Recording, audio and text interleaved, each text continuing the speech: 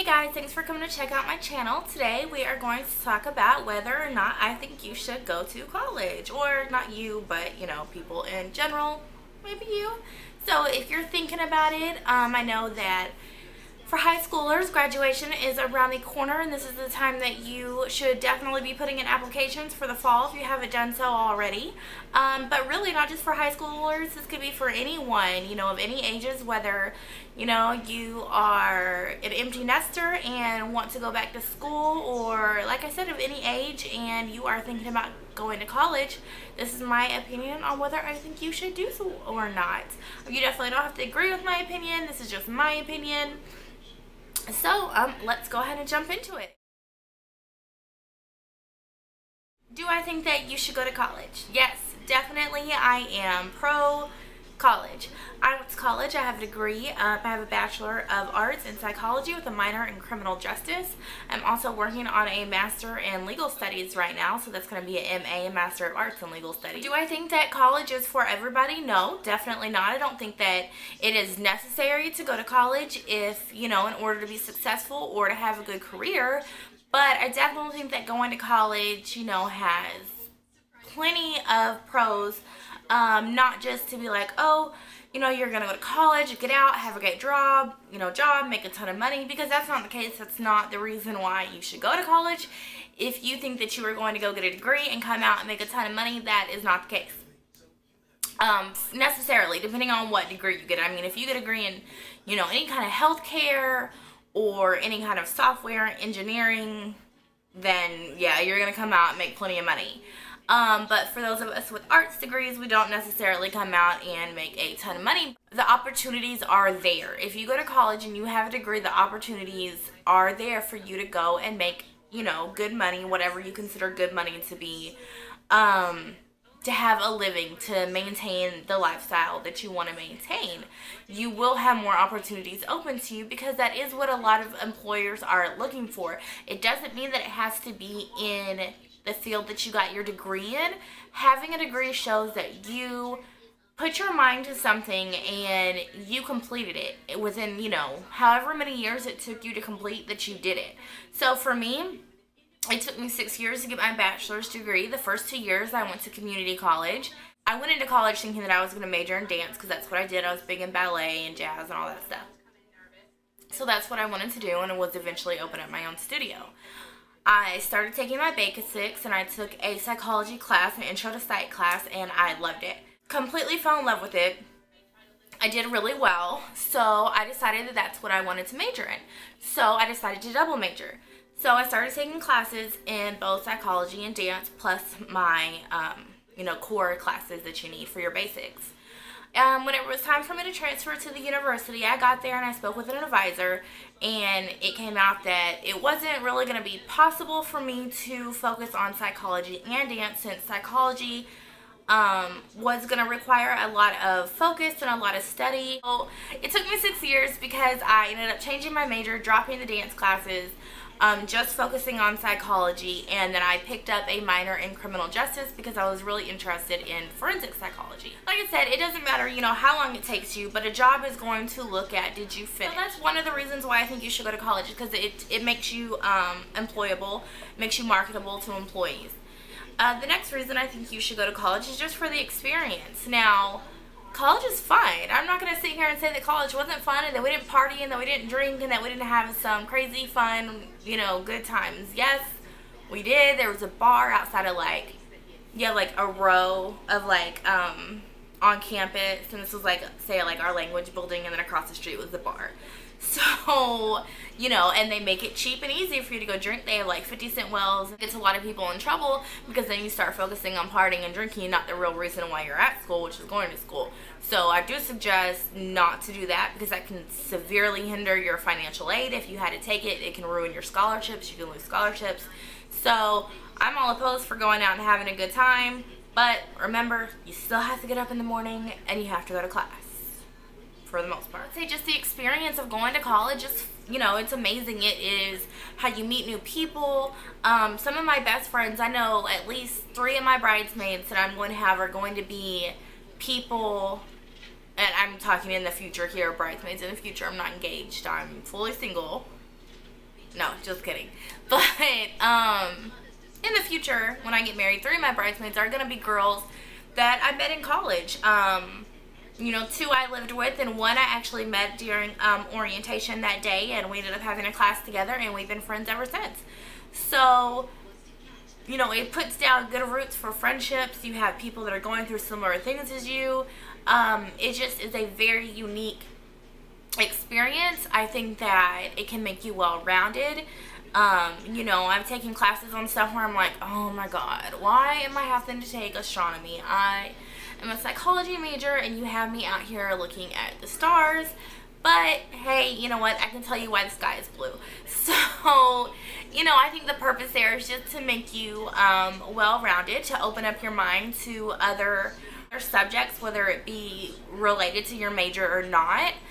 I think it's just an excellent educational opportunity, and I think that advancing your education is so important. I think it, you know, allows you to be more involved in a multitude of things, whether you use those skills that you learn at your job, whether you use them in your real life, whether you use them in your, you know, interpersonal relationships. I think that the knowledge that you get and the experience that you get from going to school is so valuable that you really cannot put a price tag on that. So speaking of price, I know a lot of people are like, oh, well, going to school is expensive. I don't have the money to go to school. I don't want to be in debt. Here's the thing. Yes, going to college can be expensive depending on what college you go to. So you have private universities that are going to be more expensive. So like here, our private universities are like SMU, TCU. Those are going to be more expensive universities because they're private. We also have public universities like, you know, University of Texas, Texas A&M, University of North Texas. Those kind of universities that have a lower tuition cost. I would say that you could get by with just going to tuition for like $13,000 a year. Now you're like, whoa, that's a lot of money. Well, there are things to assist you for that money. So you have scholarships. There's apps like Scholly where you can, you know, all kinds of scholarships, whether you are working in high school and you want to work towards, you know, getting scholarships in high school based on your extracurriculars or your academic merit. And then there's other kinds of scholarships for people who are later in life who, you know, aren't in high school and aren't taking advantage of those situations anymore, but there are scholarship opportunities available. You just have to go out there and look for them. That is one of the things that I think I regret the most, is not taking advantage of being able to get a scholarship for school. So, you know, if you already didn't have the money saved, or your parents didn't have the money saved, that's totally understandable because, you know, life is, you know, difficult. You can't always save for a college education. Like, that's not realistic whenever you're living, you know, paycheck to paycheck or what. Also, financial aid. You can apply for financial aid and they will tell you how much money, you know, they're going to give you. Here's the thing with financial aid. If you take out the whole amount, it's easy to be like, oh, yay, refund money, you know, I'm going to buy my new laptop, I'm going to buy a new iPad, I'm going to buy a PlayStation 4, blah, blah, blah, blah, blah. But then you graduate and then you're like, oh, shit, I got to pay this money back. So that refund money, if you take out the full amount that they give you, let's say they give you $15,000 and tuition is only $10,000, you're going to get that $5,000 back because you already accepted the loan for that money. Don't spend it. Put it back. Pay it back. Either pay it back right away, put it back for emergencies. Do not spend that money. Because you're going to have to pay it back. That's not just free money. You have to pay it back, and not only do you have to pay it back, you got to pay it back with interest. So I suggest, you know, to just take out what you need for tuition, books, and living if you're not working during school, which is fine because that's what I did. I worked on and off, but for 2 years when I first got to university, I didn't work. I just focused on my study. There are options out there for money. That's basically what I'm getting at there, that don't let money hold you back from going to school, because there are ways to make it work if you don't have money. I don't know very many people, and none of my friends who went to college, none of us were like, oh yeah, I have college fund. No, we didn't. Normal people, you know, so yeah. So one of the things I want to talk about was online learning versus a brick and mortar school, which is a traditional university. So like I said, that's your, you know, your University of North Texas, your Harvard, your whatever, right? that is your brick and mortar traditional school. So, and then you have online university. So you have online, oh, you wanted to come and join me? Say hi. Oh, he can't see you. He's going blind. He's old. Oh, you can sit on my lap. Okay. Like I said, you have your traditional brick and mortar schools, and then you have schools that are online that are mostly for-profit universities. So, you know, I can get into that if you have questions about that, but you can Google the difference between a for-profit, and non-for-profit university. So, I have online schools like the University of Phoenix, Kaplan University, etc., etc. The difference is that some of these schools are accredited regionally and some of them are nationally accredited. So if you decide that you want to do school online, which is totally understandable for some lifestyles, you know, especially if you're older, if you have kids, whatever it may be, like I'm getting my master's online. The most important thing I can tell you is look at the difference between accreditations. National accreditation, even though it sounds good because it's national, is not the best accreditation. The best accreditation that you can get is a regionally accredited university. A regionally accredited university means that you can transfer your credits to a brick and mortar school. So for instance, let's say I go to get my bachelor's degree from, that is a nationally accredited school. So let's say I want to transfer to Harvard and get my master's degree. Harvard can look at me and be like, what bachelor's degree are you talking about? You can be like, hey, you know, it's nationally accredited, that's fine. Brick and mortar schools, traditional schools, do not have to accept national accreditations. What they do accept, and they can differ on what credits they actually take, but what the standard is that a regionally accredited university can transfer to any university.